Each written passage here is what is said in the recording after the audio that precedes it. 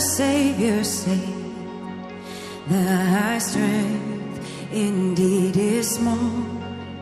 Child of weakness, watch and pray. Find in me thine all in all. Jesus paid it all to him I owe. Sin had left a crimson stain, he washed it white as snow.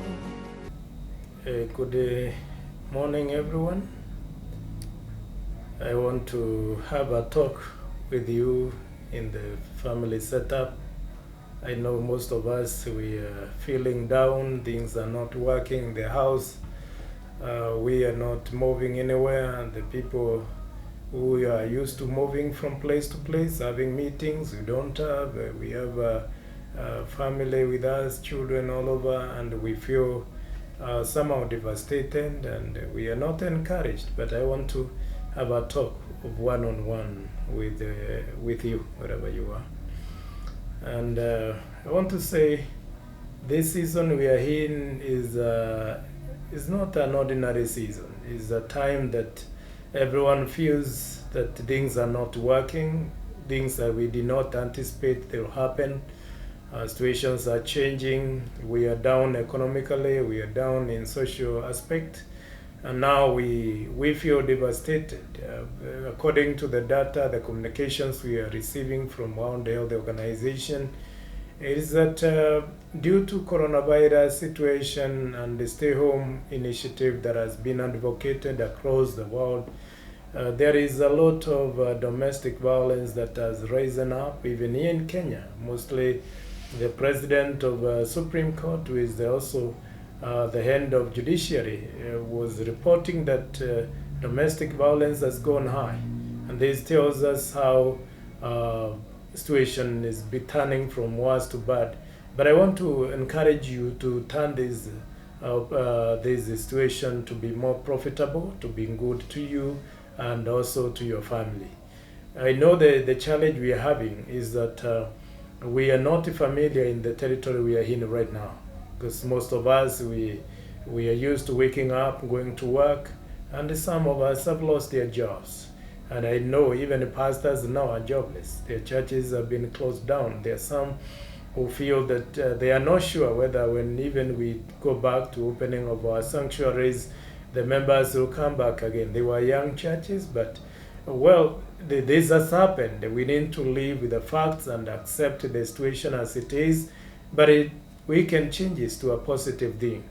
One thing I would like to encourage parents who have children back at home after schools were closed abruptly, it is high time that you stand your children. You have opportunity to have a relationship with them, to understand their behavior.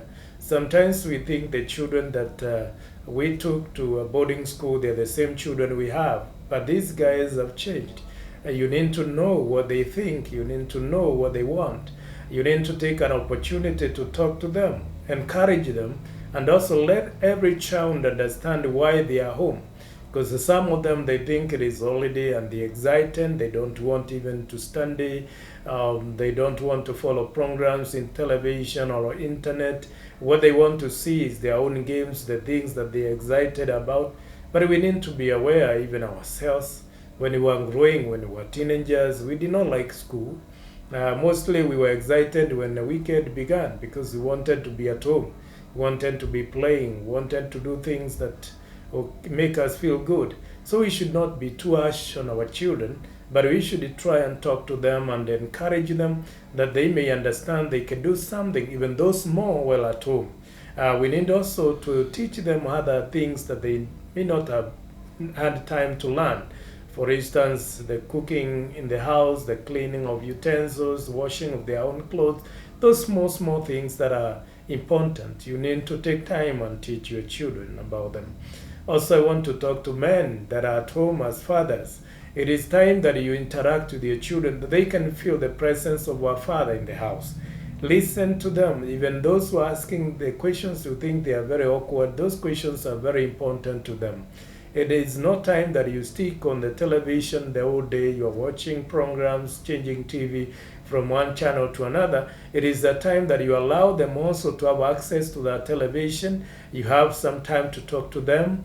You have some time to listen to them, and also get more time with your wife. Because sometimes we are too busy, and I think God has given us an opportunity through this disease to get closer to our families, to understand even our spouses. It is time as a man you understand the kind of woman you have in the house. It is not just saying you got married, but sometimes it's very difficult to know them if you have been busy all throughout your life.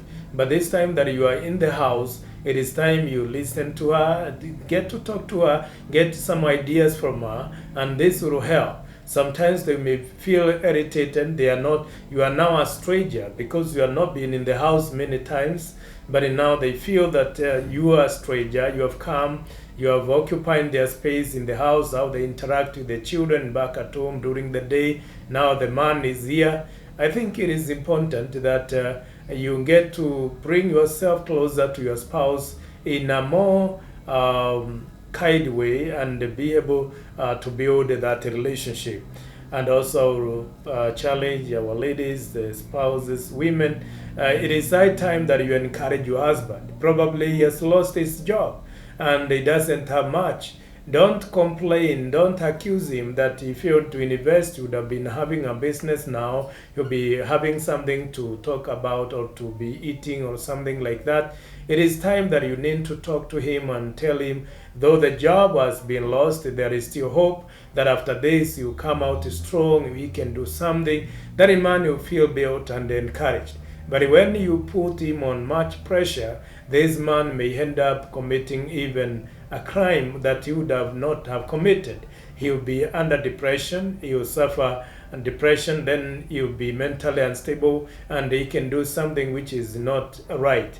So it is important you create an environment that will encourage your husband and you feel that he is in the right place. Don't complain about him. Don't talk about the issues that you had before, but it's a time that you need to talk to him about hope and the future that is coming. Also, I would like you to appreciate God that he has given you an opportunity to bond together.